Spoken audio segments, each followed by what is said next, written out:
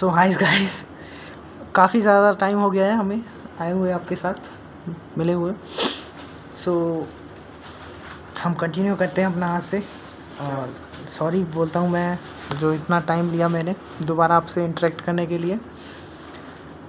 हम जो है आगे कंटिन्यू करते हैं। तो हम लास्ट टॉपिक कवर कर चुके थे फॉरेन कंपनी, मतलब बेसिक कंपनीज़ को जो है हम कवर कर चुके थे कि कंपनी क्या है, प्राइवेट कंपनी क्या है, पब्लिक कंपनी क्या है, फॉरेन कंपनी क्या है, ये सारी चीज़ें हम कवर कर चुके थे।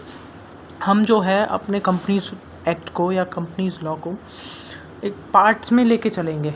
पार्ट्स में मतलब कि जो छोटे छोटे टॉपिक्स हैं, इजी टू अंडरस्टैंड टॉपिक्स हैं, उन टॉपिक्स को साथ लेके चलेंगे।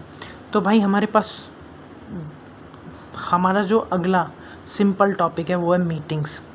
तो मीटिंग्स भाई, मीटिंग्स कौन करता है और कितने कितने तरीके की मीटिंग्स होती हैं वो हम कवर करते हैं। तो भाई मीटिंग दो बंदे करेंगे कंपनी में। कौन कौन दो बंदे? पहला है बोर्ड ऑफ डायरेक्टर्स, हमारे बोर्ड ऑफ डायरेक्टर्स जो है, और दूसरा है हमारे मेंबर्स। बोर्ड ऑफ डायरेक्टर्स वो पर्सन्स होते हैं जो कि एक कंपनी के डे टू डे ऑपरेशंस को मैनेज करते हैं, जो कि एक कंपनी को रन करते हैं, ठीक है। और मेंबर्स भाई ओनर्स को कहते हैं, हम शेयर होल्डर्स को कहते हैं, मेंबर्स वही होते हैं। हमारा जो बोर्ड ऑफ डायरेक्टर्स की मीटिंग रिलेटेड जो सेक्शंस हैं वो हैं हमारे सेक्शन 173 टू 175 जो कंपनीज एक्ट 2013 में स्टेट किए गए हैं। और ये 2000 CA फाइनल का पार्ट होता है, हमारे CA इंटरमीडिएट में नहीं होता है। और बट जो मेंबर्स की मीटिंग है वो हमारे CA इंटरमीडिएट का पार्ट है, और ये सेक्शंस में कवर होता है 96 टू 122। नेक्स्ट हम बात करते हैं भाई मेंबर्स की मीटिंग की। तो मेंबर्स की जो मीटिंग होती हैं जनरली दो तरीके की मीटिंग होती हैं। पहली को हम बोलते हैं AGM।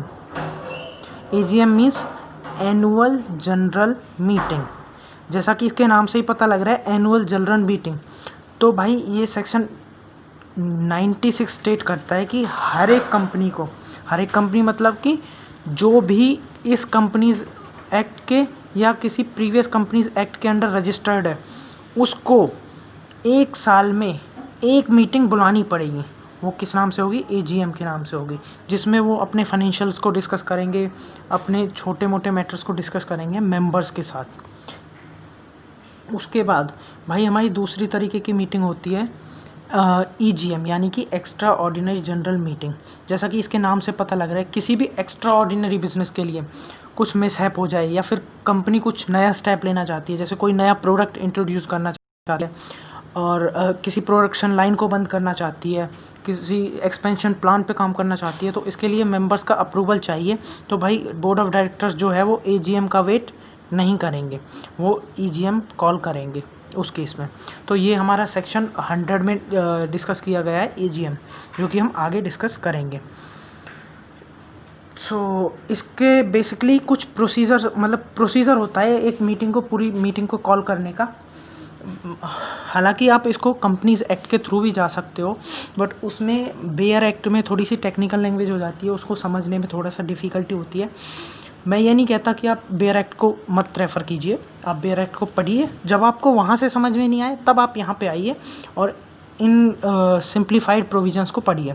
तो भाई किसी भी मीटिंग को, प्रोसीजर क्या होगा किसी भी मीटिंग को बुलाने का? किसी भी मीटिंग मतलब चाहे AGM बुलाएं हम, चाहे EGM बुलाएं हम, तो उसका प्रोसीजर क्या होगा? सबसे पहले board of directors date decide करेंगे। कौन डिसाइड करेगा? बोर्ड ऑफ डायरेक्टर डिसाइड करेंगे डेट ऑफ द मीटिंग, किस डेट को मीटिंग होने वाली है। उसके बाद उसका नोटिस ड्राफ्ट होगा। नोटिस ड्राफ्ट होने के बाद उसको डिस्पैच कर दिया जाएगा मेंबर्स को के लिए। उसको डिस्पैच करने के बाद 21 क्लियर डेज़ का प्रिपरेशन टाइम दिया जाएगा मेंबर्स को। 21 डेज़ का क्लियर डेज़ का फंडा हम आगे समझने वाले हैं, इसको टाइमलाइन की मदद से समझेंगे क्योंकि इस पे केस स्टडीज़ बहुत ज़्यादा बनती हैं। उसके बाद जी 21 क्लियर डेज़ कब से काउंट होंगे, ये एक सब्जेक्ट मैटर ऑफ डिस्कशन है कि भाई कब से 21 डेज़ काउंट होंगे। तो ये काउंट होते हैं कि जब नोटिस जो है रिसीप्ट हो जाए। तो अब नोटिस रिसीप्ट कब होगा? नोटिस को हम मान लेंगे, डीम्ड मतलब मान लिया जाएगा कि नोटिस रिसीव हो चुका है at the expiry of 48 hours from its dispatch या ऑफ इट्स डिस्पैच। तो मतलब कि 48 आवर्स, जैसे ही बोर्ड ऑफ डायरेक्टर्स ने नोटिस को डिस्पैच किया मेंबर्स के लिए, उससे 48 आवर्स में मान लिया जाएगा कि उनको रिसीव हो गया होगा, चाहे उनको रिसीव हुआ हो चाहे नहीं हुआ हो। तो वो 21 डेज़ की जो है काउंटिंग अपनी स्टार्ट हो जाएगी।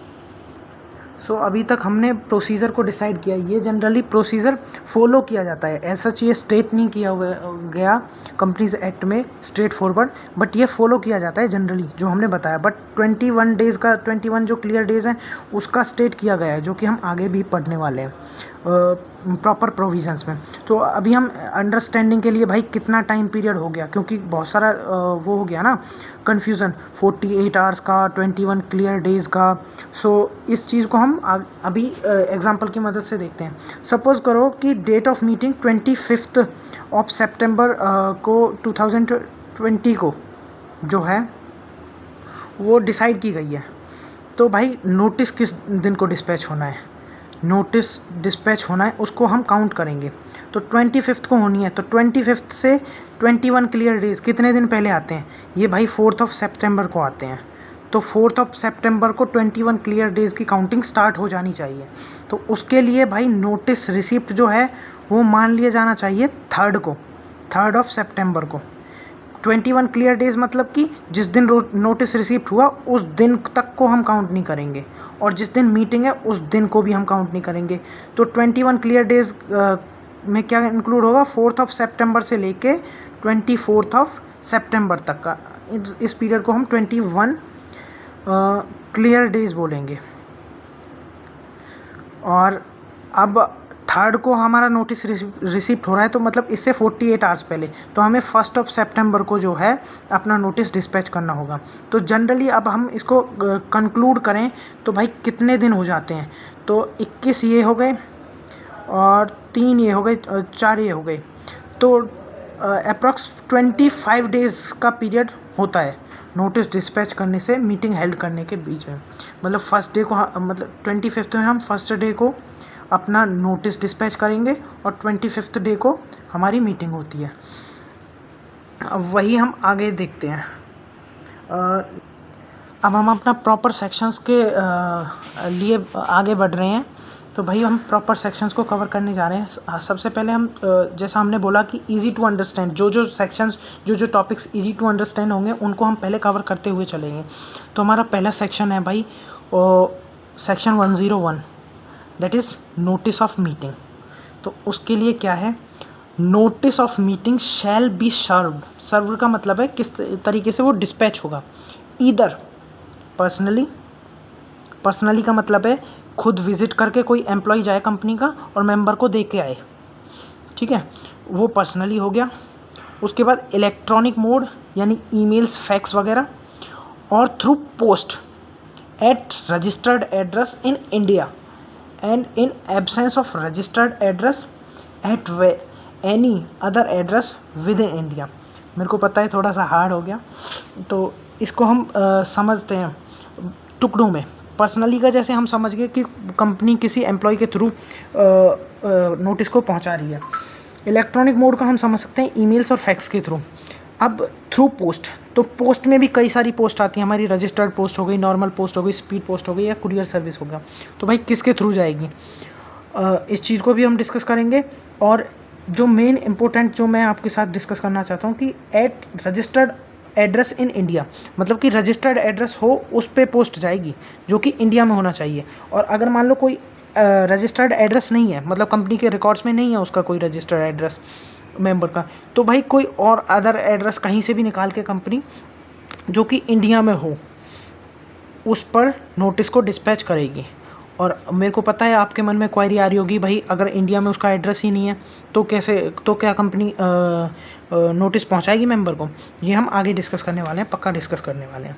तो हम पोस्ट का डिस्कस कर रहे थे, पोस्ट को हम डिस्कस कर लेते हैं। भाई पोस्ट हमारी नॉर्मल पोस्ट, स्पीड पोस्ट और रजिस्टर्ड पोस्ट और कुरियर, ये 4 तरीके की पोस्ट होती है। तो भाई सबसे ज़्यादा जो कॉस्ट लगती है वो स्पीड पोस्ट और रजिस्टर्ड पोस्ट में लगती है, ठीक है। तो भाई कंपनी के 1-2 मेंबर्स तो होते नहीं हैं, लाखों करोड़ों मेंबर्स होते हैं। तो भाई कंपनी का आधे से ज़्यादा प्रॉफिट हो सकता है, प्रॉफिट से भी ज़्यादा एक्सपेंस हो जाए नोटिस को डिस्पैच करने में ही। तो वो सिर्फ और सिर्फ नॉर्मल पोस्ट से ही करती है, जिसमें कि 10 रुपये का अप्रॉक्स 10 से 15 रुपये का अप्रॉक्स खर्चा आता है। तो पोस्ट का मतलब है यहाँ पे रजिस्टर्ड मतलब नॉर्मल पोस्ट, ना कि रजिस्टर्ड पोस्ट और ना ही स्पीड पोस्ट। ओके, अभी हमारे इंडिया में सिचुएशन ऐसी तो नहीं है कि भाई हम नॉर्मल पोस्ट भेज दें तो वो हर एक बंदे को डिलीवर हो जाए। हो सकता है वहाँ तक नॉर्मल पोस्ट पहुँचती नहीं हो। तो भाई उस केस में क्या होता है कि अगर मेंबर चाह रहा है कि उसको जो है नोटिस मिले, वो रजिस्टर्ड पोस्ट से मिले या स्पीड पोस्ट से मिले, ठीक है, तो उसको जो बैलेंस अमाउंट है ना, जैसे 60 रुपीज़ लग रहा था हमारा रजिस्टर्ड पोस्ट में और हमारा नॉर्मल पोस्ट में 10 रुपये या 15 रुपये लग रहा था, तो जो बैलेंस अमाउंट है यानी कि 50 to 45 रुपीज़ जो भी बैलेंस अमाउंट होगा वो मेंबर को डिपॉजिट कराना पड़ेगा कंपनी के पास, तो ही कंपनी जो है उसको रजिस्टर्ड पोस्ट या स्पीड पोस्ट से लेटर को डिस्पैच करेगी उसके लिए। अब हमारा जो पिछला वाला पॉइंट जो मैंने डिस्कस किया था कि क्या कंपनी लायबल है इंडिया के बाहर भी नोटिस सर्व करने के लिए, तो भाई बिल्कुल नहीं, कंपनी बिल्कुल भी लायबल नहीं है कंपनी इंडिया के बाहर नोटिस सर्व करने के लिए। So in case of joint share holding, जैसे जॉइंट लाइफ पॉलिसी होती है ना, तो ऐसे ही किसी शेयर को जॉइंटली भी हम ओन कर सकते हैं। तो भाई अगर जॉइंट ओनर्स हैं तो नोटिस किसको जाएगा, तो नोटिस उसको जाएगा जिस मेंबर का नाम सबसे पहले आ रहा होगा। जैसे मान लो, अब मैं अपना ही एग्जांपल ले लेता हूँ, चलो अपना ही एग्जांपल ले लेता हूँ, जैसे Keshav, mister Keshav and Mrs Keshav, ठीक है, ये दोनों जॉइंट ओनर्स हैं। तो भाई किसको नोटिस जाएगा, नोटिस जाएगा कि मिस्टर केशव को, क्योंकि इनका नाम पहले आ रहा है। अगर इसी सिचुएशन को हम रिवर्स करते हैं, इनका नाम पहले आ रहा होता तो मिसेस केशव को जो है नोटिस जाता, ना कि मिस्टर केशव को। चलिए नेक्स्ट हम आगे प्रोविज़न की तरफ बढ़ते हैं और ज़्यादा भावनाओं में मत बहिए, टॉपिक की तरफ ही चलिए, टॉपिक पर ही रहिए आप। तो नोटिस जो है सर्व होगा हर एक मेंबर को, ऐसा नहीं है कुछ सिलेक्टिव मेंबर्स को ही भेज दिया और बोर्ड ऑफ डायरेक्टर्स जिस मेंबर को ये चाहते हो कि ये मीटिंग में ना आए क्योंकि ये ज़्यादा क्वेश्चंस वगैरह पूछता है तो उसको नोटिस सर्व ना करें, हर एक मेंबर को नोटिस सर्व होगा। अगर नोटिस ऐसा नहीं होता है ना कि भाई इंटेंशनली बोर्ड ऑफ डायरेक्टर्स किसी मेंबर को नहीं भेजते, तो वो मेंबर जो है वो मीटिंग को इनवैलिडेट भी करा सकता है, जो कि हम आगे डिस्कस करते हैं। चलिए आगे बढ़ते हैं। अब इसके बाद है, अगर मान लो एक्सीडेंटली कोई ओमिशन हो जाता है, किसी भी मेंबर को नोटिस नहीं जाता है, एक्सीडेंटली हम बोल रहे हैं, इंटेंशनली नहीं, इंटेंशनली मतलब कि जानबूझकर नहीं, एक्सीडेंटली अकस्मात ही, तो भाई नोटिस सर्व नहीं होता है, तो it shall not invalidate the proceedings of the meeting. Proceedings मतलब कि जो भी कार्रवाइयाँ हुई है मीटिंग में उसको इनवैलिडेट नहीं कर सकता, क्योंकि नोटिस जो है एक्सीडेंटली ओमिट हुआ था सेंड होने से। बट यहीं अगर इंटेंशनली हो जाता तो भाई इंटेंशनली के केस में मीटिंग जो है इनवैलिडेट हो जाती, ठीक है। अब हम बात करते हैं आगे, ये जो इंटेंशनल ओमिशन की अभी मैंने एक्सप्लेन किया, अब इसको पढ़ लेते हैं। However if such omission is intentional then whole meeting shall become invalid. तो इसका एक केस भी हुआ था, फेमस केस था, in the case of Musselwhite and CH Musselwhite and sons limited, it was held any omission in service of some on some mistaken ground that he is not a shareholder cannot be said to be an accidental omission। इस case में क्या हुआ था मैं आपको explain करता हूँ। ये तो कोर्ट की जजमेंट थी जो कि मैंने सिर्फ और सिर्फ लिखी है रेफरेंस के लिए। इस केस में हुआ था कि मिस्टर मसलवाइट जो थे वो रिटायर हो चुके थे और उनके जो बेटे थे वो आ चुके थे यहाँ पे कंपनी में, तो उनके और उनके बेटे की जो है ज़्यादा अच्छे रिलेशंस नहीं थे। तो उन्होंने क्या किया था, उन्होंने इंटेंशनली अपने डैड को नोटिस जो है सर्व नहीं किया और उस अदर जो मेंबर्स हैं उनकी मीटिंग जो है वो हेल्ड कर ली थी। मीटिंग हेल्ड करने के बाद जब वो केस कोर्ट में गया तो वहाँ पे जो है कंपनी ने क्लेम किया कि भाई एक्सीडेंटल ओमिशन हो गया था। कैसे? कि हम भूल गए थे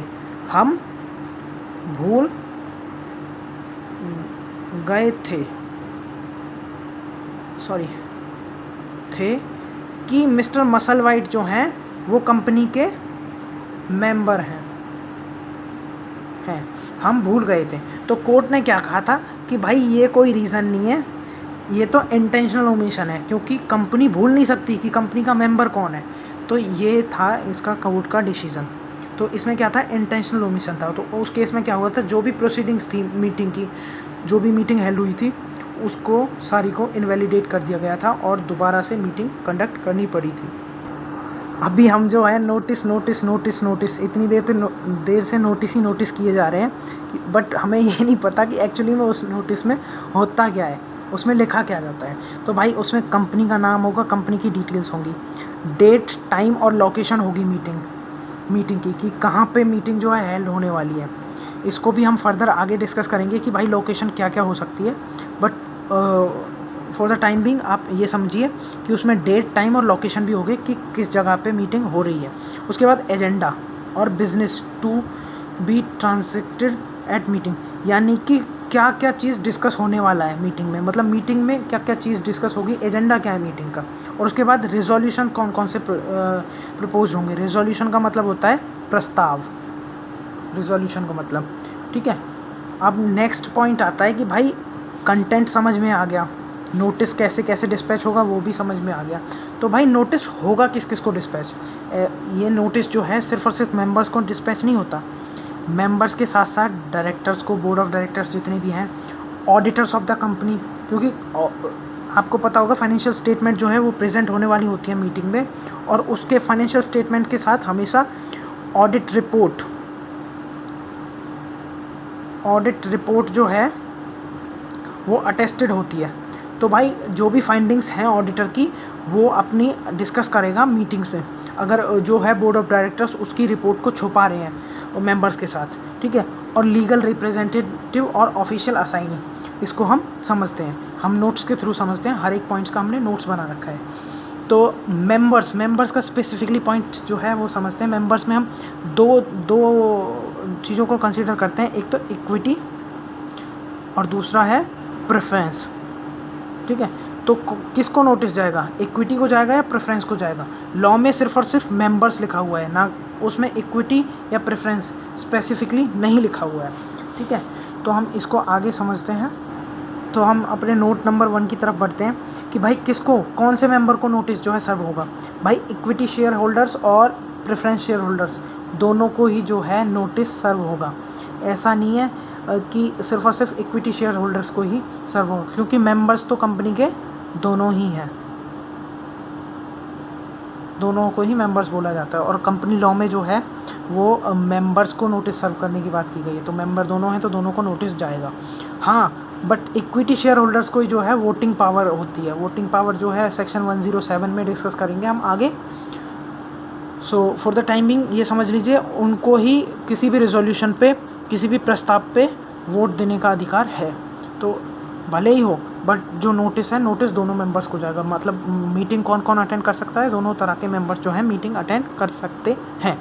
नोट नंबर 2 की अगर हम बात करें तो नोट नंबर 2 में जो है सभी डायरेक्टर्स कौन कौन से, चाहे वो एग्जीक्यूटिव हो, पार्ट टाइम हो, मैनेजिंग डायरेक्टर हो, होल टाइम डायरेक्टर हो, कोई भी हो, उन सभी को जाएगा। कंपनी का कोई मैनेजर हो, प्रेसिडेंट हो, कंपनी का प्रेसिडेंट होता है, कंपनी का CEO हो, उन सभी को जो है नोटिस सर्व होगा।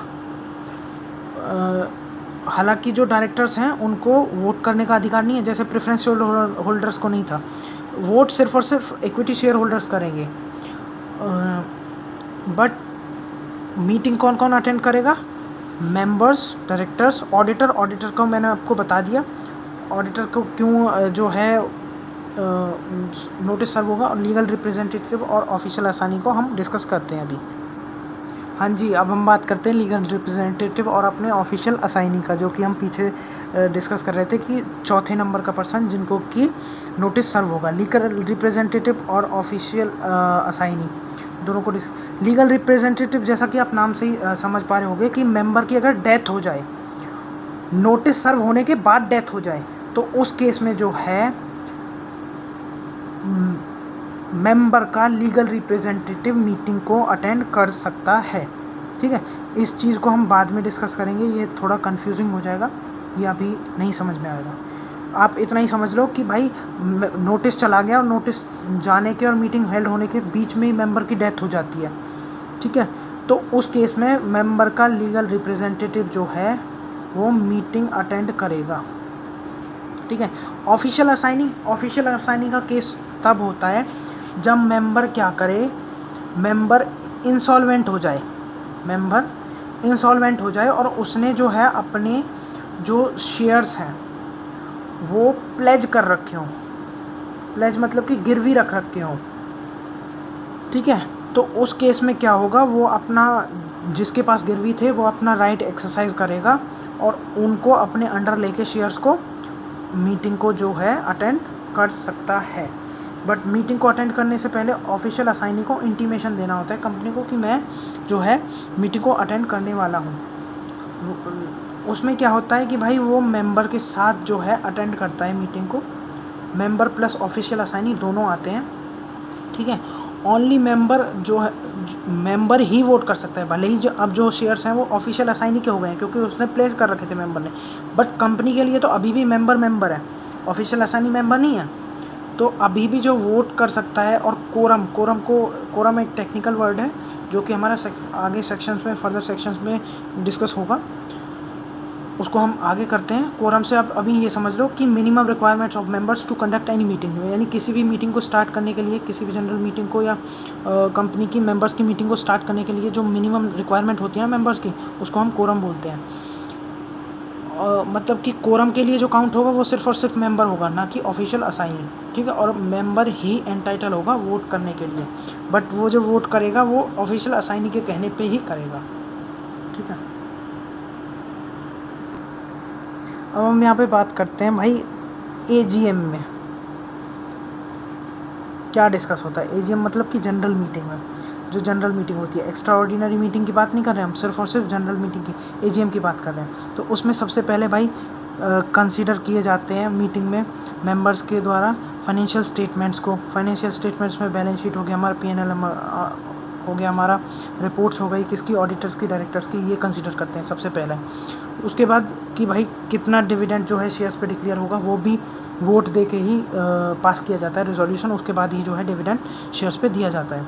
उसके बाद किसी डायरेक्टर को अपॉइंट करना है, रीअपॉइंट करना है, रिटायर करना है, किसी भी डायरेक्टर को जो कि रोटेशन के बाद रिटायर होने के लिए लायबल है, रोटेशन के बाद रिटायर होने के लिए लायबल है। ये एक टेक्निकल कॉन्सेप्ट है और अलग से डिस्कस किया गया है सेक्शंस में।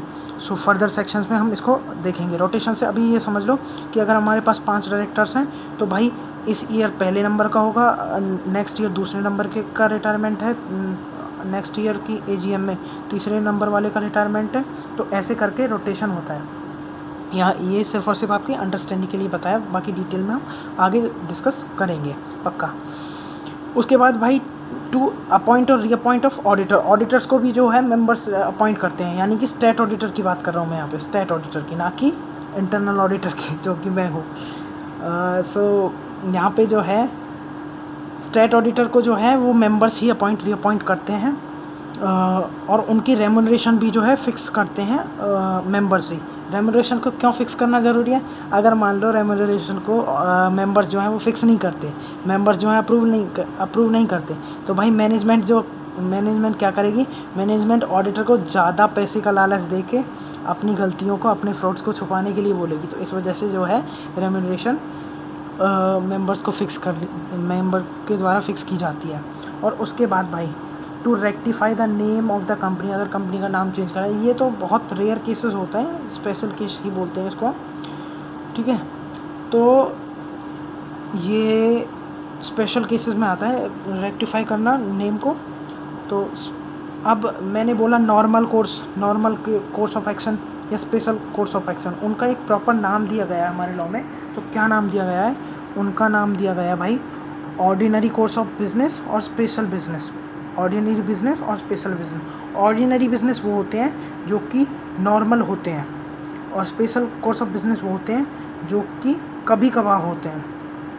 ऑर्डिनरी क्या था, जैसे फाइनेंशियल स्टेटमेंट को कंसीडर करना, डिविडेंड डिक्लेयर करना, उसके बाद डायरेक्टर्स को अपॉइंट रीअपॉइंट करना, ऑडिटर को अपॉइंट रीअपॉइंट करना, ये 4 चीज़ें जो होती हैं वो हमारी नॉर्मल कोर्स ऑफ बिजनेस में होती है, यानी कि ऑर्डिनरी बिजनेस बोला जाता है उनको, ऑर्डिनरी वर्क्स बोला जाता है। और स्पेशल कैसे हो गए, जैसे कंपनी का बिजनेस चेंज करना है, कंपनी का नाम चेंज करना है, ये स्पेशल कोर्स ऑफ बिजनेस हो गए हमारे। अभी हमने समझा कि कितने तरीके के बिजनेसेस होते हैं किसी भी मीटिंग में डिस्कस करने के लिए। अभी हम उसके प्रोविजंस को पढ़ते हैं जो कि सेक्शन 102 में डिस्कस किए गए हैं। ऑर्डिनरी कोर्स ऑफ बिजनेस में following 4 businesses to be transacted as AGM at AGM shall be considered as ordinary business. पहला कौन सा, consideration and adoption of financial statements. दूसरा, डिक्लेरेशन ऑफ डिविडेंड। तीसरा, appointment reappointment and retirement of directors, rotational directors. और उसके बाद appointment reappointment and appointment of auditors. Appointment भी आएगी इसमें, to fix their remuneration. Okay, next जो हमारा दूसरा तरीके का बिजनेस था, स्पेशल बिजनेस, उसमें क्या होता है कि except all the businesses discussed above, यानी कि वो 4 जो बिजनेसेस थे, जैसे consideration and adoption of financial statement, declaration of dividend, और उसके बाद अपॉइंटमेंट रीअपॉइंटमेंट ऑफ डायरेक्टर्स और appointment and reappointment of auditor. इन 4 को छोड़ के जो भी अदर बिजनेसेस होंगे वो स्पेशल बिजनेस होंगे, और उनके लिए मोस्टली EGM जो है डिस्कस की जाती है, मतलब कॉल की जाती है, सॉरी डिस्कस नहीं, कॉल की जाती है। इसी से एक मिलता जुलता एक छोटा सा कॉन्सेप्ट है हमारा रिजोल्यूशंस का, तो उसको और डिस्कस कर लेते हैं हम इसी के साथ ही, बिजनेसेस के साथ ही, टाइप्स ऑफ बिजनेसेस के साथ ही, कि भाई रिजोल्यूशन जो कंपनी मीटिंग्स में प्रेजेंट होती हैं वो कितने तरीके की होती हैं। वो एक्चुअली 2 ही तरीके की होती हैं, एक ऑर्डिनरी रिजोल्यूशन और एक स्पेशल रिजोल्यूशन। जैसा कि नाम से ही समझ में आ रहा होगा, ऑर्डिनरी रिजोल्यूशन जो होती है मेनली ऑर्डिनरी बिजनेसेस के लिए होती है, और स्पेशल रिजोल्यूशन जो होती है स्पेशल बिजनेसेस के लिए होती है। ये सेक्शन 114 में जो है डिस्कस किया गया है हमारा टाइप्स ऑफ रिजोल्यूशन। तो ऑर्डिनरी रिजोल्यूशन को अगर हम डेफिनेशन बोले तो a situation where voting in favour, यानी कि votes in favour is greater than votes in against the resolution, यानी कि मोर देन हाफ से ज़्यादा, 50% से ज़्यादा वोट्स होने चाहिए, बस इसमें यही कंडीशन है। और स्पेशल रिजोल्यूशन के लिए हमें क्या चाहिए, स्पेशल रिजोल्यूशन के लिए a situation where votes in favour shall be greater than और equal to 3 times of votes in against, यानी कि या तो 3 गुना के बराबर या 3 गुना से ज़्यादा ही है, जैसे कि 75% और 25% ऑफ वोट्स, टोटल वोट्स जो भी वोटिंग हुई है मीटिंग में, उनके 75% वोट जो हैं फेवर में डलने चाहिए और 25% जो है अगेंस्ट में डलने चाहिए मिनिमम।